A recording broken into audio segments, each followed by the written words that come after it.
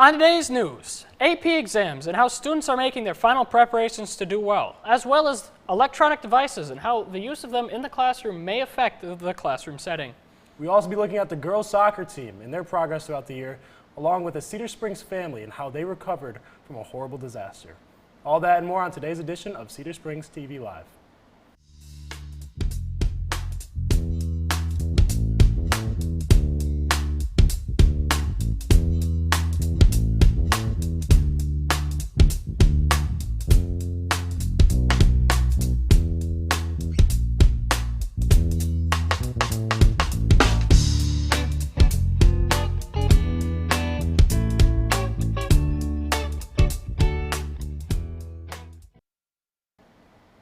Good morning, Cedar Springs. I'm Nathaniel Hackbart. And I'm Jeremy Campione, and you're watching Cedar Springs TV Live.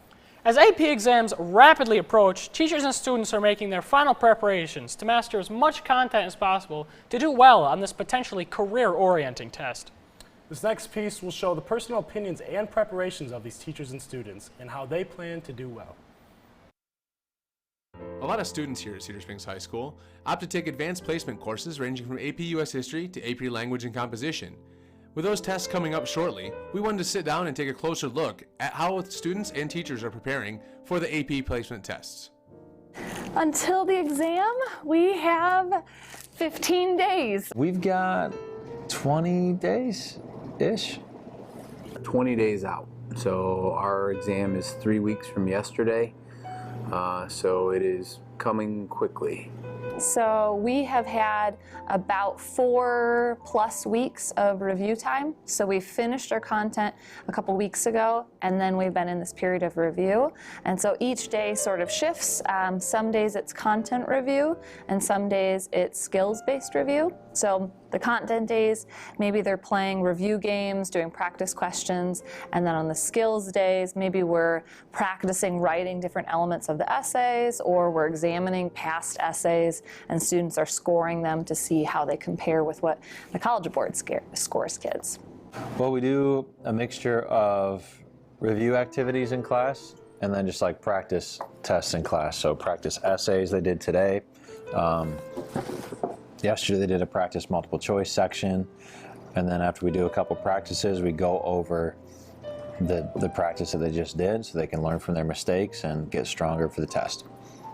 I mean, the students that I see every day are doing really well. We just took a practice test Friday and Monday last week, and I think there were 15 4s and 5s. So, you know, that part's going great. The 16 students that I don't have in class, I really don't know because I'm not seeing them. I can't imagine it's going to go great for the students that I'm not seeing at all. So we'll see. But, I mean, I think we'll do well. Push, and I'm in AP Lang. So I feel prepared. Not yet, but I feel like on test day I'll be ready. Am I glad I took the course? Yes, because it gives me a chance at college credit. Plan on taking any more? Yes, I plan on taking 2 next year. Does it benefit my career choice? Not this class, I don't think, but it's a class I want to do in college. I took the class so that I didn't have to take it in college, pay for it. We wish all the test-taking AP students the best of luck on their upcoming exams. Well, I'm definitely going to be utilizing some of those techniques myself. As am I, Nathaniel. A possible way of effectively studying for these exams would be the use of electronic devices in the classroom. The use of electronic devices in non-computer classrooms is a relatively recent development in the United States federal public school system. Teachers and students alike have differing opinions on the topic, so Cedar Springs TV's own Noah Duran sat down with students and faculty to discover their views on the topic. Technology in classrooms is a very controversial topic in our school. We ask students if our policies are beneficial and if they should be changed. I think the stoplight system is effective in what it's planned to do, which is show students how teachers want them to act with their phone in the classroom. So I think it's good at conveying that message at how those teachers view view phones as a learning tool.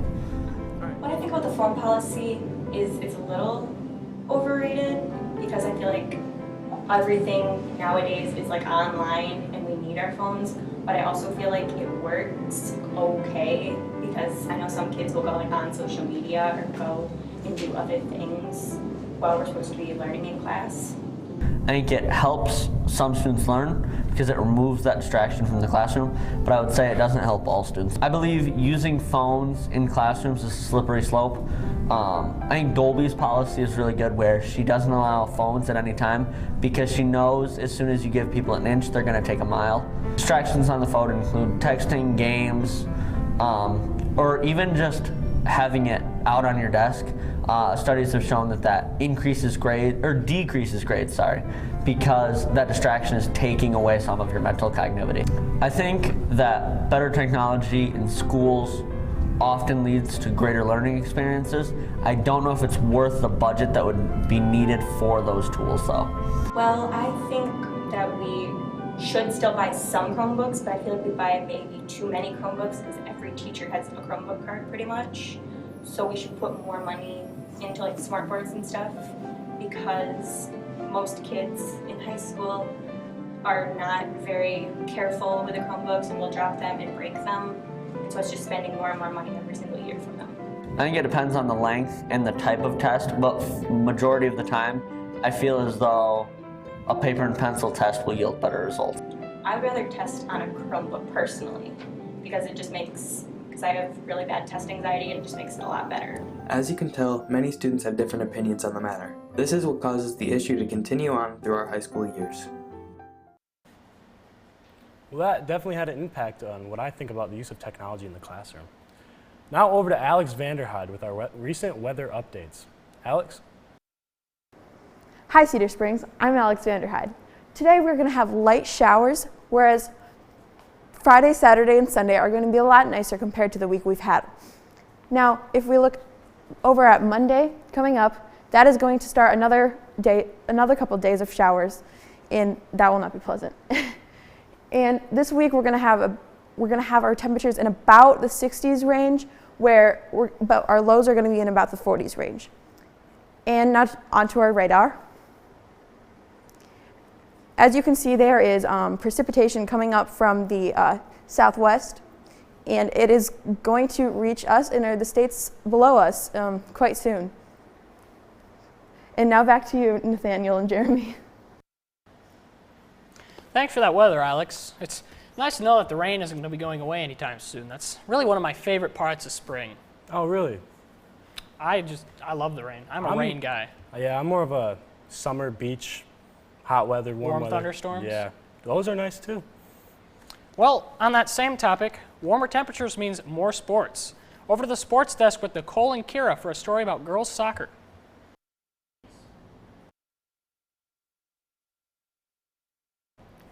Thanks, Jeremy and Nathaniel. I'm Kira Vanderkooi. And I'm Nicole Baker. We're having a very exciting spring sports season. With track, baseball, softball, girls soccer, boys golf, and girls tennis. Monday, girls soccer won 8-0 against Greenville. Tuesday, track beat Ottawa Hills, and the boys baseball team beat Northview 8-0. Wednesday, soccer tied 0-0 with Forest Hills Northern. Today, baseball, softball, tennis all have home games. Friday, tennis will also play at home. And Saturday, the big track Red Hawk invite.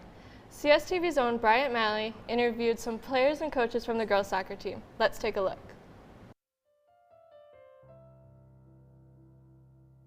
For many Lady Hawks here in Cedar, soccer has been a part of their life for a very long time, most of them having started as soon as they could walk. We sat down with some of our girls' Cedar Springs soccer players, as well as one of their coaches, to figure out how soccer has impacted their life, as well as what keeps them playing.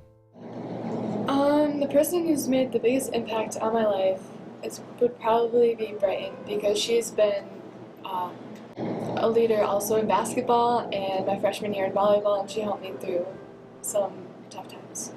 I feel like Brighton has made the biggest impact on my life because this is my second year playing with her, and we've also played basketball together, and so we've gotten to know each other, and she's helped me through learning different things and different coaching styles, and it's been fun. I believe soccer has made me a better person and also a better athlete, especially a student athlete, because I have to balance my time out and with school and playing soccer because we have late games. So it's helped me a lot. I play soccer because I love my team. I love the sport. I love the competition, and it's really fun to just see what happens in games. It's been very important in my life because I've played it for so long, so it's just kind of a part of me, I guess. I think there's a lot of reasons that I coach soccer. I think number one, I love the sport. I think the sport helped me develop who I am as a person, and develop some of my lifelong friendships that I've had too. The other part of it is I think it's important to try our best as coaches and educators to provide positive experiences, and I think if you can make a positive experience through something you're passionate about, it makes it more worthwhile for our student athletes to participate in. I think coaching has made me a better person because it allows me to go to try to see things from other people's perspectives a lot more. As a coach, you're constantly bombarded with decisions and choices in situations that you might never see again or have ever seen before. So it's getting as many life experiences as you possibly can. I think it exposes me to a whole bunch of different things, and it makes me a more well-rounded person.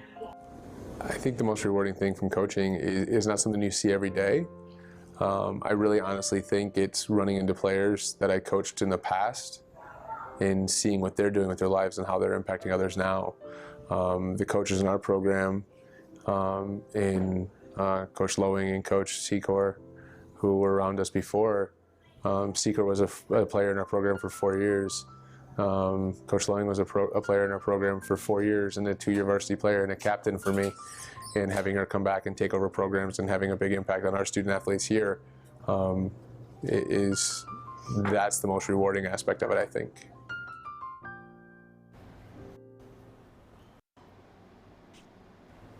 Oh, thanks Bryant for the video. And good luck to all the soccer girls at their tournament this weekend. Back to you, Jim and Nathaniel. Shifting to a more somber note, a current high school sophomore here at Cedar Springs had to suffer through a disastrous home fire some 3 years ago. For our final piece, we will be taking a deeper look into the story and how the community came together to help out a Cedar Springs family out of dire straits.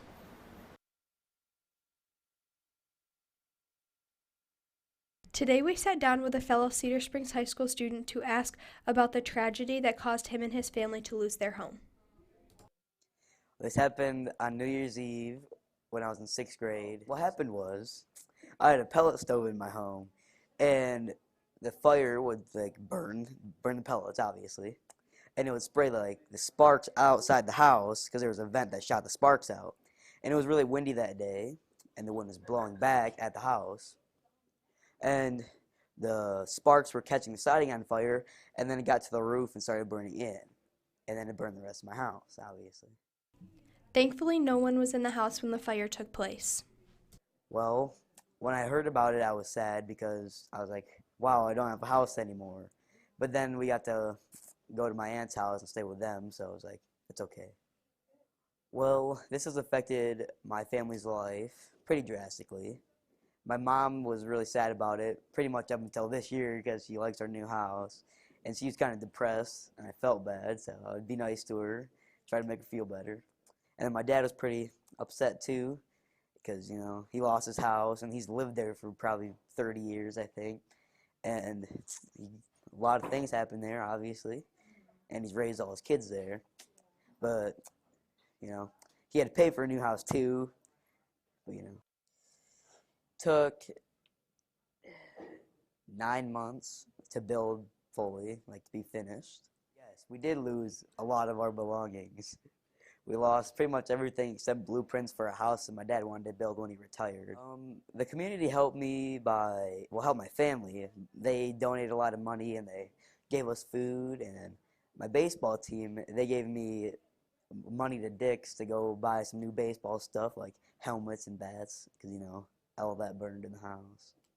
William and his family have since been doing well with their new home. Well, it's nice to hear that William's family is back on track and happy once again. Now, we've actually just received word that boys and girls JV and varsity baseball and softball have been canceled for this evening. Well, that's very unfortunate, but thank you for watching today's edition of Cedar Springs TV Live. I'm Jeremy Campione. And I'm Nathaniel Hackbart, and remember, it's always a great day to be a Red Hawk. T29.